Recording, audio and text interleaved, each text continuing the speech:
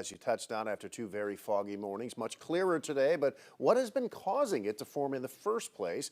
Meteorologist Camryn Leatherman has more on the fog we've had recently and how it came to be. Good morning, Pat. You know, fog isn't exactly uncommon here in Northeast Indiana and Northwestern Ohio. We've had our fair share of it over the last few days, but did you know there's actually more than one type of fog?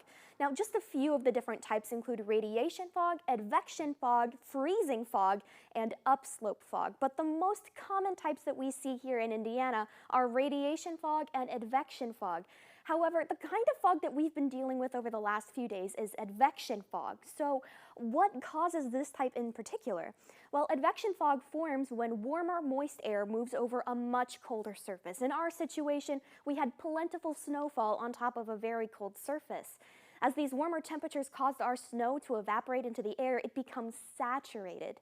Saturation is a meteorological term that describes the point in which the evaporation process stops because our temperature and our dew point are equal. And this leads to the process of condensation happening close to the Earth's surface. And that led to two very foggy days for us. So how do we get rid of the fog? Well, a couple of things could help to clear the air. The first method is to warm up the surface of the Earth, as we want to put just a little bit of numerical distance in between the dew point and our surface temperature. The second method is to increase our wind speeds, as fog struggles to linger around when the surface winds are very strong. And lastly, we can reduce the moisture in the air by mixing in much drier air. But with most of our snow melted, hopefully we'll have clearer skies for the weekend. Meteorologist Camryn Leatherman, Wayne 15 News.